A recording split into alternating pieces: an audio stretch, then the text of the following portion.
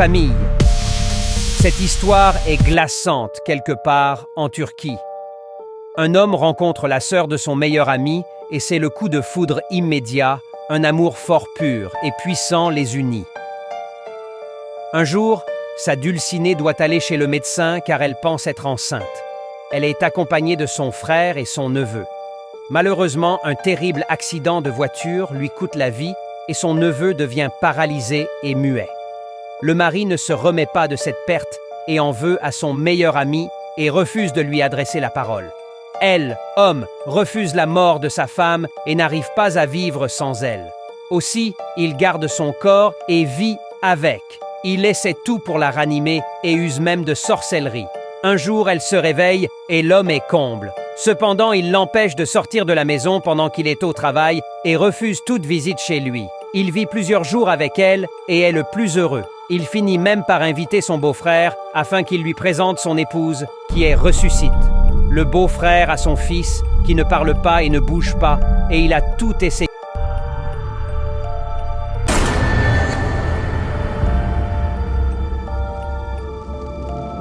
Geldiler.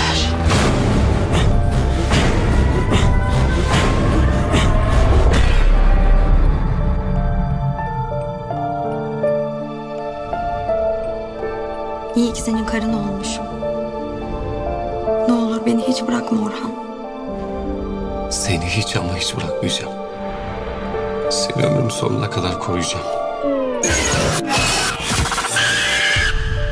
Büyülü ağaç bize hep uğur getirdi. Yarın belki güzel bir haberle gelirim doktordan. Kaderim. Ne oldu bana? Yatsıyla sabah ezanı arasında bekle. Haber geldiğinde o eve git. Gel benimle. Orada senden bir şey yapmanı istiyorlar.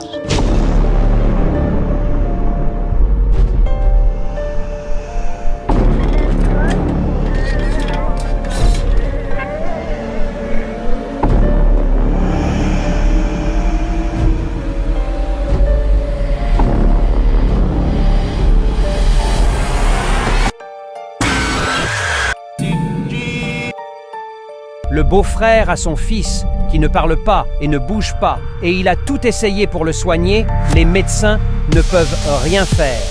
Par désespoir, il l'emmène chez un voyant réputé. Celui-ci lui révèle que son fils est victime d'une malédiction et qu'il lui faudra se rendre chez Don Beau-frère afin de récupérer un talisman et le brûler. Le voyant lui dit que son fils lui enverra le signal afin qu'il ne croise pas son beau-frère. Effectivement, dans la nuit, son fils se réveille et frappe le sol. Il comprend que le moment est venu. Il se rend donc chez son beau-frère. Celui-ci s'étant absenté pour rendre visite à ses parents. Quand il rentre dans la maison, il ne voit pas sa sœur qui, elle, le voit et ne comprend pas. Il descend à la cave et trouve le talisman, et surtout le corps de sa sœur décompose. Il est horrifié. Il brûle le talisman et quitte immédiatement la maison. La femme qui vivait avec son mari brûle également. La famille, vous vous demandez pourquoi tout cela arrive, je vous explique. En fait, la femme qui vivait avec lui était une entité. Une djinn, qui avait pris l'apparence de son épouse.